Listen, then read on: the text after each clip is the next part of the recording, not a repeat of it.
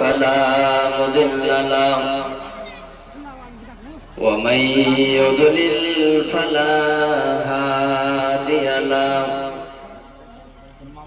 وأشهد أن لا إله إلا الله وحده لا شريك له وأشهد أن محمدا عبده ورسوله أما بعد فأعوذ بالله من الشيطان الرجيم بسم الله الرحمن الرحيم وإذا بشر أحدهم بالأنثى ظل وجهه مسودا وهو كظيم يتوارى من القوم من سوء ما بشر به أيمسكه على هون أم يدسه في التراب ألا ساء ما يحكمون وقال النبي صلى الله عليه وسلم من عال جاريتين دخلت أنا وهو الجنة كهاتين وأشار بإصبعيه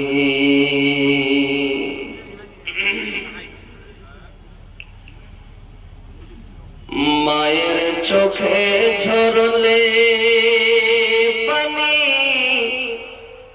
আল্লাহর আরশ কাঁইপা যায় কান্দে না যেন মায় কান্দে না যেন মায়ের চোখে ঝরলে পানি আল্লাহর আরশ কাঁইপা যায় কান্দে না যেন মায় কান্দে না যেন মায় হতে কষ্ট সহ্য করে আদর সহাগ দিয়ে শিশুকাল সন্তানেরই লালন করে মায়ে অতি কষ্ট সহ্য করে আদর সহাগ দিয়ে শিশুকাল সন্তানেরই লালন করে মায়ে সেই মায়েরই কষ্ট কেহ দিও না এই দুনিয়ায় সেই মায়েরই কষ্ট কেহ দিও না এই দুনিয়ায় কান্দে না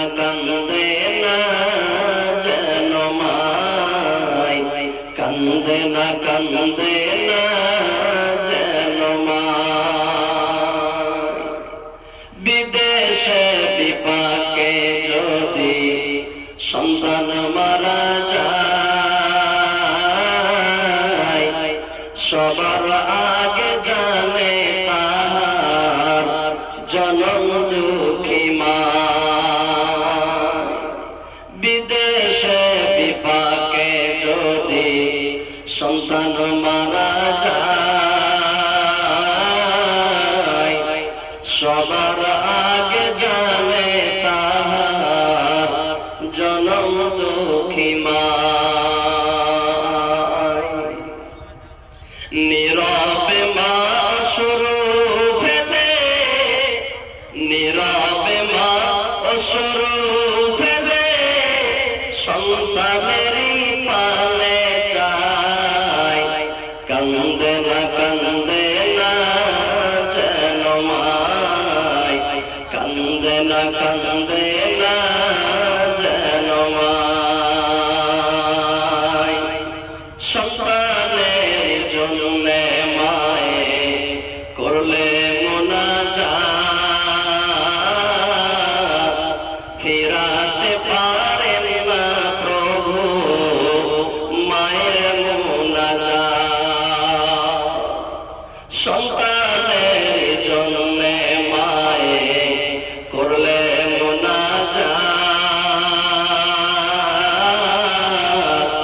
ফিরাতে পারেন না প্রভু মায়ের মুনাজাত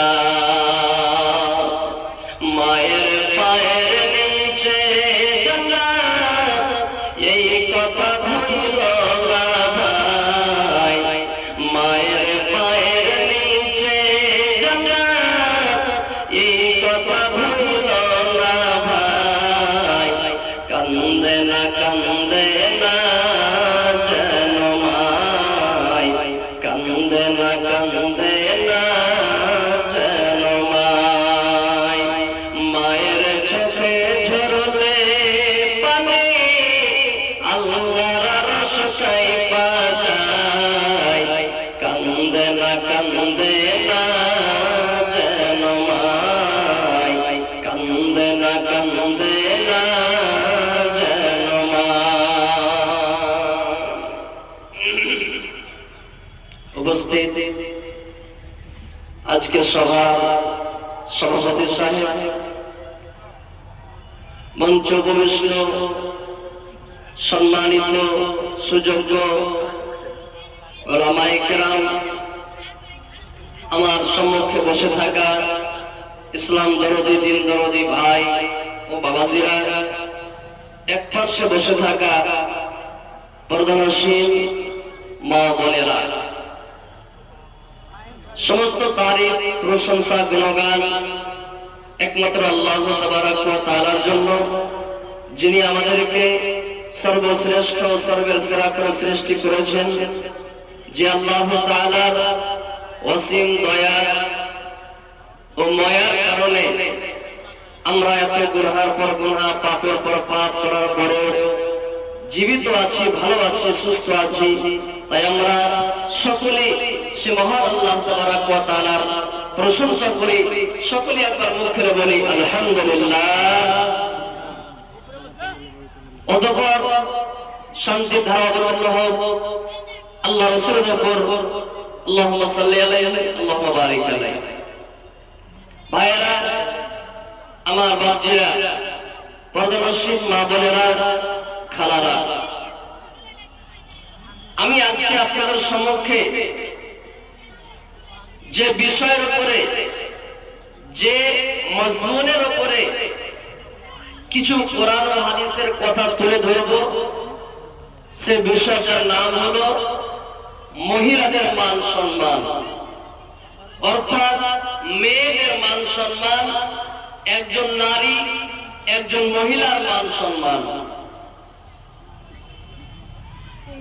একটা যুগ ছিল একটা জামানা ছিল যেই যুগে যেই জামানাতে মহিলাদের কোনো মান সম্মান ছিল না এই মেয়েদের কোনো মান সম্মান ছিল না সে যুগটার নাম হলো জাহিলিয়াতের যুগ অজ্ঞতার যুগ বর্বরতার যুগ আল্লাহু সামাদ এই কোরআন নাযিল হওয়ার আগে কোরআন অবতীর্ণ হওয়ার আগে যে যুগটা ছিল যে যুগটা ছিল সে যুগটার নাম ছিল জাহিলিয়াতের যুগ মূর্খতার যুগ আর এই যুগে এই জামানাতে মহিলাদের কোনো মান সম্মান ছিল না এই কোরআন আসার আগে এই কোরআন আসার পূর্বে একজন মহিলা একজন নারীর একজন মেয়ের কি মান সম্মান ছিল এবং এই কোরআন আসার পরে একজন মহিলা মহিলা একজন নারী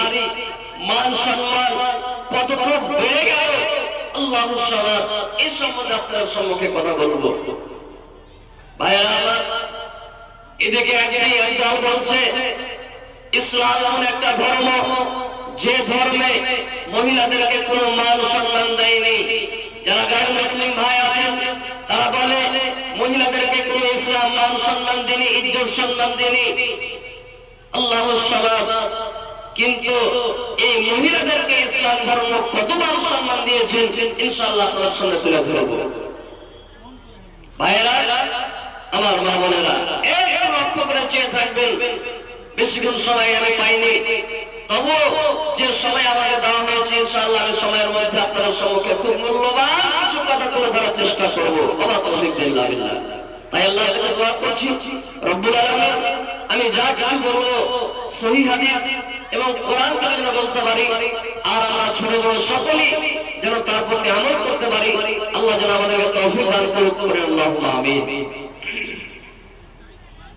ভাইরা, এই কোরআন আশা করে মহিলাদের মান সম্মানকে বয়ান করছেন যে একজন নারীর, একজন মহিলার কি মান সম্মান ছিল। আল্লাহ তাবারাক ওয়া তাআলা একটা আয়াত নাযিল করেছেন। আয়াতে কি বলছেন আল্লাহ তাবারাক ওয়া তাআলা? আল্লাহ পাক বলেন, বিসমিল্লাহির রাহমানির রহিম, ওয়া ইযা বুশিরা আহাদুহুম বিল উনসা যাল্লা ওয়াজহুহু মুসওয়াদ্দান ওয়া হুয়া কাযীম। আল্লাহর কোরআন বলছেন, ও পৃথিবীর মানুষ, এরে পাকুড় ডিস্ট্রিক্টের মানুষ, এরে সাহেবগঞ্জ ডিস্ট্রিক্টের মানুষ, ঝাড়খণ্ডের মানুষ, তোমরা শুনে নাও, এই কোরআন আসার আগে, এই কোরআন আসার পূর্বে একটা যুগ ছিল, একটা জামানা ছিল, যে জামানাতে, যে যুগে যখন মানুষ এই খবরটা শুনতে পেত, আল্লাহ রে আমার বাড়িতে বেটি পয়দা হয়েছে, আমার বাড়িতে মেয়ে জন্মগ্রহণ করেছে, এই খবরটা যখন তারা শুনতে পেত, তাদের মুখখানা কালো হয়ে যেত। আল্লাহু সামাদ।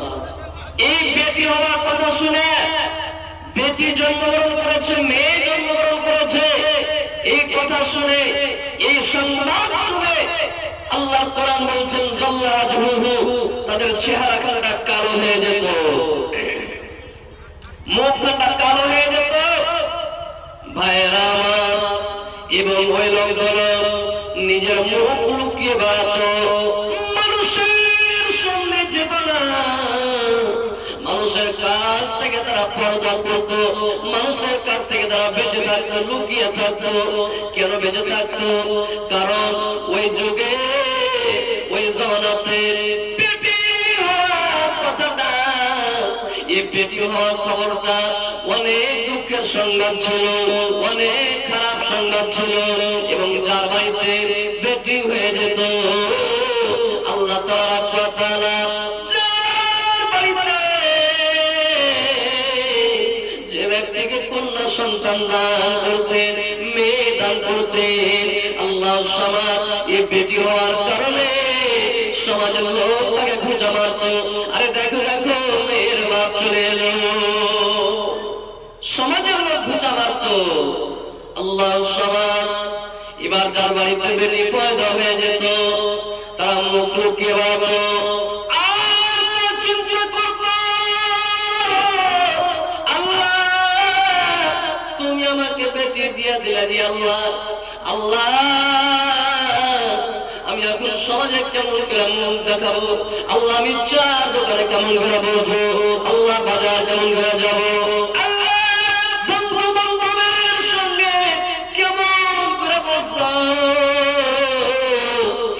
তুমি আমাকে বেটি কেন দান করিলা? ও আমার ভাইয়েরা, এই বেটি হওয়ার কারণে তারা চিন্তায় চিন্তিত হয়ে যেত। আর তারা চিন্তা করত আল্লাহ শোনার পরেও এত দুঃখ সহ্য করার পরেও আল্লাহ বেড়িকে বাড়িতে রাখবো, জীবিত রাখবো না, আল্লাহ এই বেড়িকে মেরে ফেলে দিব, না কে হত্যা করে দিব, না কে শেষ করে দিব, না কে জীবিত দাফন করে দেব। এই চিন্তা তারা করে থাকতো। আল্লাহ কোরআন বলছে আল্লাহ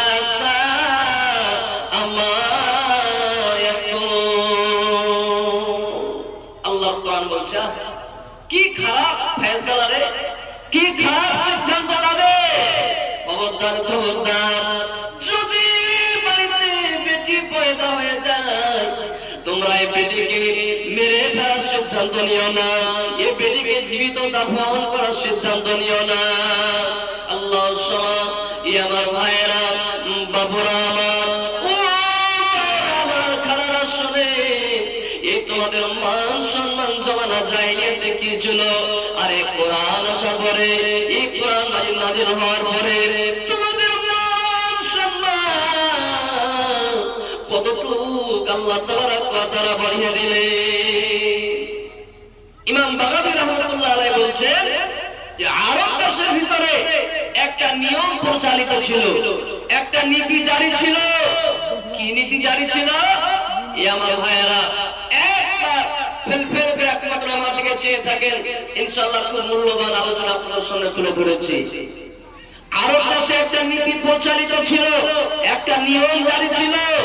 কি নিয়ম জারি ছিল? যাদের বাড়িতে বেটি পয়দা হয়ে যেত আর ওই বেটিকে মায়ার কারণে, দয়ার কারণে যদি মেরে ফেলতে না পারত, তাহলে তারা কি করত?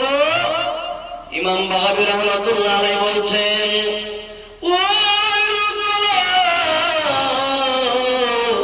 যে লোকগুলো বেটিকে মেরে ফেলতে পারত না, মায়া লেগে যেত, দয়া লেগে যেত, আল্লাহ কেমন করে মেরে ফেলবো, সমাজের ঘুচার কারণে আল্লাহকে বাড়িতে রাখতেও পারি না, আল্লাহ দিকে মায়ার জ্বালা আল্লাহ বেটিকে মেরে ফেলতে পারি না, কি করবো, আল্লাহ কি করবো? ইমাম বাগাবী রাহমাতুল্লাহ আলাইহি নিজের কিতাবে লিখছেন যে ওই লোকটার মেয়েটার বয়স যখন 8 বছর হয়ে যেত, ওই মেয়েটাকে সুন্দর করে একটা উনির জুব্বা পরিয়ে দিত এবং ওই মেয়েটাকে 5টা 7টা 10টা ছাগল বকরি দিয়ে বলতো,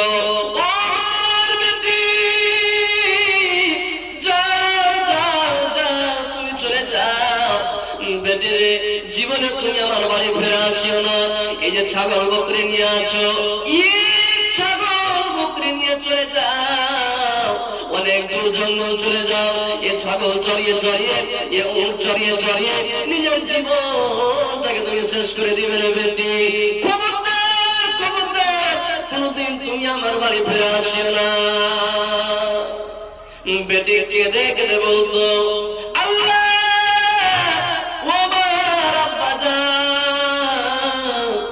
আব্বা গো, কি আমি ভুল করলো, ও আমার আব্বা, আমার দ্বারা কি এমন অন্যায় হয়ে গেল, আমার দ্বারা কি এমন ভুল হয়ে গেল যে ভুলের কারণে আব্বা, যে অন্যায়ের কারণে আমাকে বাড়ি থেকে বের করে দিয়েছে, দয়ার আব্বা গো, আমার দ্বারা কি এমন ভুল হয়ে গেল, আপনি বলে দে। ওই আব্বা বলতে লাগলো, বেটি রে, ভুল করিস নি রে বেটি, বেটি তুই কোনো অন্যায় করিস নি, বেটি রে তোর দ্বারা কোনো ভুল হয়নি, কিন্তু বেটি রে আজকে তোমার বয়স 8 বছর হয়ে গেল, এই 8 বছর থেকে বেটি রে তোর কারণে আমি সমাজে মুখ দেখাতে পারি না, বেটি তোর কারণে বেটি রে আমি চার দোকানে বসতে পারি না, আমি মানুষের সামনে মুখ উঁচা করে কথা বলতে পারি না, এই জন্য বেটি রে এতদিন তোমাকে মানুষ করে দিল, আর তোমাকে বাড়িতে রাখতে পারবো না, যাও যাও যাও, তুমি ছাগল বকরি নিয়ে চলে যাও। এই করে করে তারা বিদায় করে দিত। কিন্তু বন্ধুরে যদি লোকটা একটু পাথর দিলেন হতো, যদি লোকটা পাথর দিলেন হতো, তাহলে তারা কি করত? ইমাম বাগাবী রাহমাতুল্লাহ আলাইহি তিনি বলছেন, ওই মেয়েটার বয়স যখন 6 বছর হয়ে যেত, যখন 6 বছর ওই মেয়েটার বয়স হয়ে যেত, আল্লাহু সামাদ ওই মেয়েটার জন্য চলে যেত। আর দূর জঙ্গল যাওয়ার পরে সুন্দর করে একটা গর্ত করত, খাল করত, আর গর্ত করার পরে খাল করার পরে বাড়ি ফিরে চলে আসতো। আসার পরে বলতো, বিবি রে, ও আমার ভালোবাসা স্ত্রী, আজকে তোমার মেয়ে হালিমা, আজকে তোমার মেয়ে জায়দা, আজকে তোমার মেয়ে রুকাইয়াকে একটু সাজিয়ে দাও, একটু গোসল হাত করিয়ে দাও, একটু নতুন নতুন জামা পোশাক পরিয়ে দাও। আমি তাকে মেলা ঘুরতে নিয়ে যাব। ও আমার বেবি, ও আমার ভালোবাসা স্ত্রী, এই তোমার বেটি রুকাইয়াকে, এই তোমার বেটি হালিমাকে নানির বাড়ি বেড়াতে নিয়ে যাব, দাদির বাড়ি বেড়াতে নিয়ে যাব।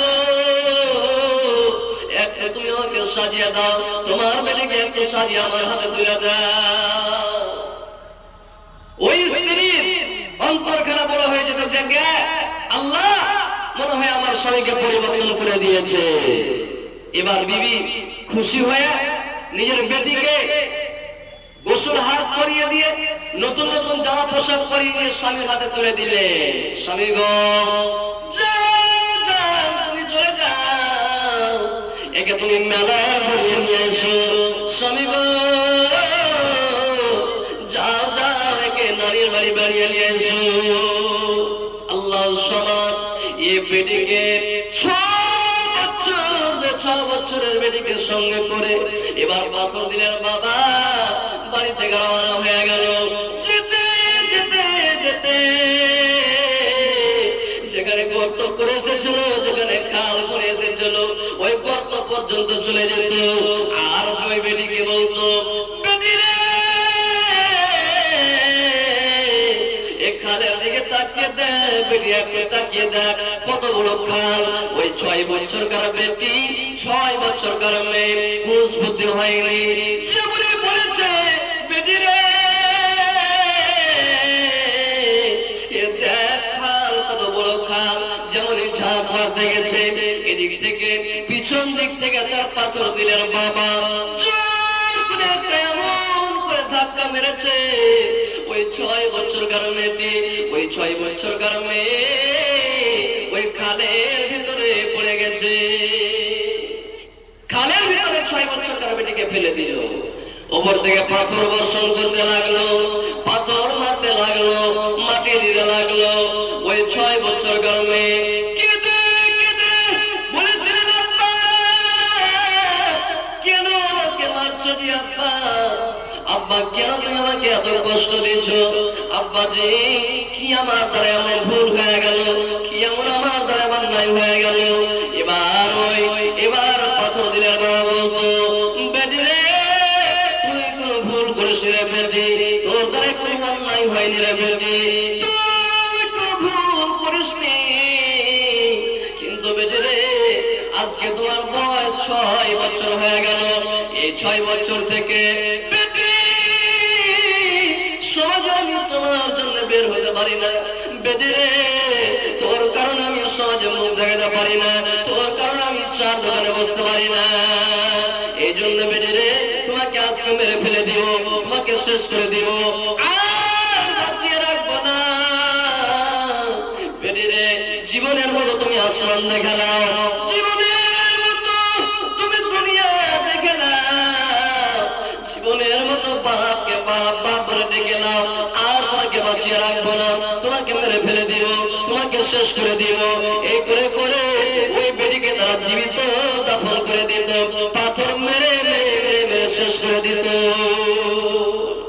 আল্লাহ সমাজ ভাইয়েরা, আমার মা বোনেরা, কখনো কি চিন্তা করেছে, কখনই ভাবা চিন্তা করেছে, এই কোরআন আসার আগে জমানা জাহিলিয়াতে কত খারাপ নীতি ছিল, কত খারাপ নীতি ছিল, নিয়ম ছিল, বেটিটাকে জীবিত দাফন করে দিত। আল্লাহ সমাজ আরো জঘন্য জঘন্যতম নীতি ছিল। ইনশাআল্লাহ টাইম পাইতে আমি বলছি। আর এই কোরআন আসার পরে একজন মহিলা একজন নারী কি মান সম্মান দিয়ে দিলেন আল্লাহ তাবারক ওয়া তাআলা, ইনশাআল্লাহ আপনাদের সম্মুখে তুলে ধরেছি।